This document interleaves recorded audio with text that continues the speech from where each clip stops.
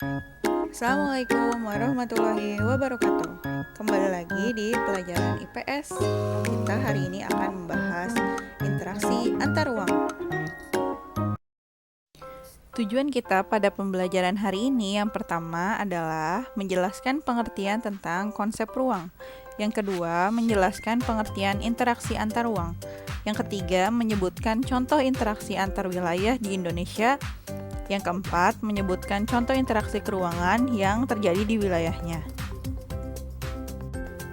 Dan yang kelima, menjelaskan kondisi saling bergantung yang diperlukan untuk terjadinya interaksi antar ruang. Pada slide ini, kita akan membahas tentang apa yang dimaksud dengan ruang. Ruang adalah tempat di permukaan bumi baik secara keseluruhan maupun hanya sebagian yang digunakan oleh makhluk hidup untuk tinggal. Ruang mencakup perairan, laut, kemudian sungai, danau, daratan, mikroorganisme, batuan, lapisan tanah, dan sebagainya. Itu mencakup ruang. Contohnya aja kayak di rumah. Ada ruang TV, ada ruang keluarga, ada ruang kamar, ya kan?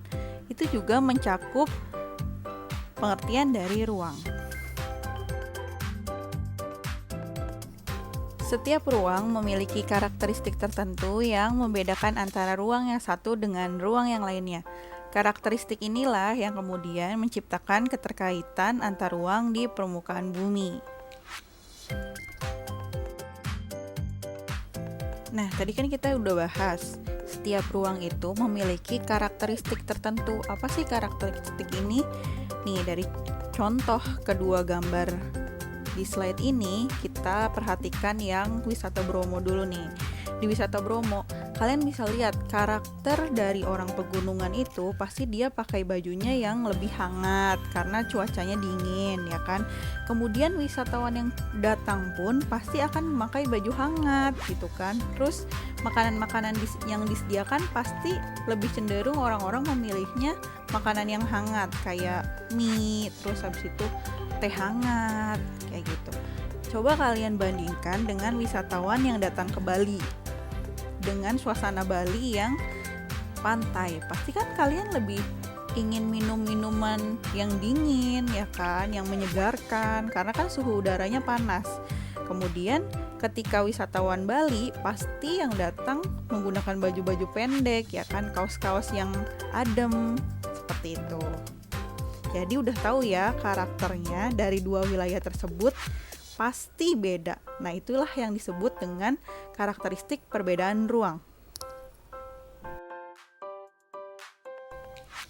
Interaksi antar ruang dapat berupa pergerakan orang, barang, informasi dari daerah asal menuju daerah tujuan.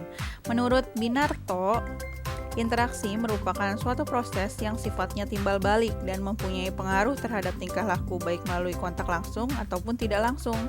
Interaksi dapat terjadi dalam bentuk perjalanan menuju tempat kerja, migrasi, perjalanan wisata, perdagangan internasional, dan sebagainya. Tadi kita udah bahas ruangnya, setiap ruang punya karakteristik. Nah, kemudian di dalam ruang itu ada interaksi di dalamnya. Interaksi dalam bentuk pergerakan manusia disebut mobilitas penduduk. Di dalam mobilitas penduduk kan ada migrasi, kemudian emigrasi, dan sebagainya. Yang kedua ada interaksi melalui perpindahan barang atau energi disebut sebagai transportasi. Ada beberapa kondisi saling bergantung yang diperlukan untuk terjadinya interaksi keruangan. Ada 3. Kita lihat di slide selanjutnya. Yang pertama ada saling melengkapi atau complementary. Kondisi saling melengkapi terjadi jika wilayah-wilayah yang berbeda komoditas yang dihasilkannya. Misalnya, wilayah A merupakan penghasil sayuran. Kalian lihat gambarnya di bawah. Sedangkan wilayah B merupakan penghasil ikan. Wilayah A membutuhkan ikan, sedangkan wilayah B membutuhkan sayuran. Jika kedua wilayah tersebut mempunyai kelebihan atau surplus, maka wilayah A akan melakukan interaksi dengan wilayah B melalui aktivitas perdagangan. Contohnya kayak gambar di bawah ini. Sudah cukup jelas ya penjelasannya. Slide ini menjelaskan contoh dari interaksi komplementari, terjadinya surplus antar wilayah. Jadi kayak tukar komoditas, jadi tukar kelebihan. Misalnya kalau di laut kan banyak garam, terus banyak rumput laut. Nah, transfer deh sama yang kita nih, kayak di Bekasi, jarang ada stroberi, ya kan? Jadi sehingga kebutuhan kita akan barang-barang tersebut terpenuhi. Yang kedua, ada kesempatan antara atau intervening opportunity. Kesempatan antara merupakan suatu lokasi yang menawarkan alternatif lebih baik sebagai tempat asal maupun tempat tujuan. Jika seseorang akan membeli produk, maka ia akan memperhatikan jarak dan biaya tempuh untuk memperoleh produk tersebut. Contohnya, wilayah A biasanya membeli ikan ke wilayah B. Namun, diketahui ada wilayah C yang juga penghasil ikan. Karena wilayah C jaraknya lebih dekat dan ongkos transportasinya lebih murah, para pembeli ikan dari wilayah A akan beralih membeli ikan ke wilayah C. Akibatnya interaksi antar wilayah A dan B akan melemah. Gambar ini menjelaskan contoh interaksi kesempatan antara wilayah A, surplusnya sayuran tapi kekurangan ikan. Kemudian biasanya transfernya ke wilayah B, surplus ikan dan minus sayuran. Namun karena wilayah B ongkos transportasinya itu lumayan, jaraknya jauh, sehingga wilayah A akan transfer ke wilayah C yang lebih dekat, sehingga menguntungkan. Nah, coba kalian perhatikan slide berikut ini. Gambarnya yang atas sama yang bawah sama-sama bergerak dalam bidang kebun teh.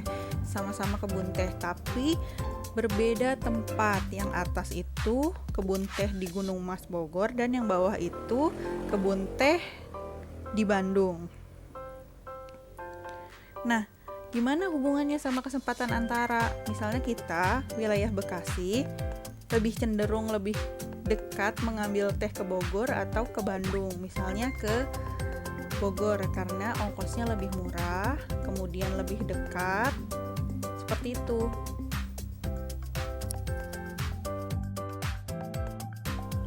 Kemudahan transfer atau transferability. Pengangkutan barang atau juga orang memerlukan biaya. Biaya untuk terjadinya interaksi tersebut harus lebih rendah dibandingkan dengan keuntungan yang diperoleh. Jika biaya tersebut terlalu tinggi dibandingkan dengan keuntungannya, maka interaksi antar uang tidak akan terjadi. Kemudahan transfer dan biaya yang diperlukan juga sangat bergantung pada ketersediaan infrastruktur, sarana dan prasarana yang menghubungkan daerah asal dengan daerah tujuan. Jalan yang rusak dan sulit untuk dicapai akan mengurangi kemungkinan terjadinya interaksi, karena biaya untuk mencapainya akan lebih mahal.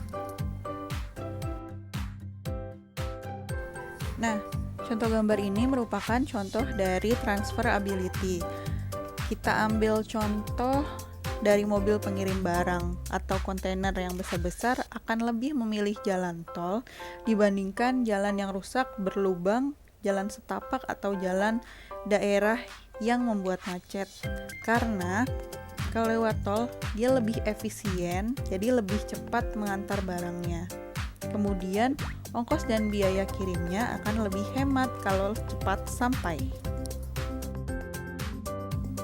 Tugas hari ini kalian catat di buku latihan. Yang pertama adalah merangkum penjelasan yang sudah Ibu berikan melalui tayangan di slide sebelumnya. Kalian simpulkan dan rangkum. Dan yang kedua, memberikan contoh interaksi antar uang beserta gambarnya. Boleh dari internet, dari media koran, majalah, dan sebagainya. Minimal 3 gambar yang tadi. Saling melengkapi, kesempatan antara, kemudahan transfer di masa pandemi. Waktu pengumpulannya, Ibu kasih waktu sampai 3 hari. Ini tata cara pengumpulan tugasnya sama kayak kemarin, dikirim melalui email. Ingat ya, jangan salah alamat emailnya. A-nya ada 2, ria8927@gmail.com. Jangan lupa kalian tuliskan nama, kelas, dan nomor absen di email yang kalian kirim. Jangan lupa ya. Terima kasih sudah menyimak pembelajaran IPS hari ini. Jangan lupa like, comment, and subscribe channel Ibu supaya Ibu makin semangat lagi bikin video pembelajarannya ke depannya. Terima kasih. Wassalamualaikum warahmatullahi wabarakatuh. Tetap semangat.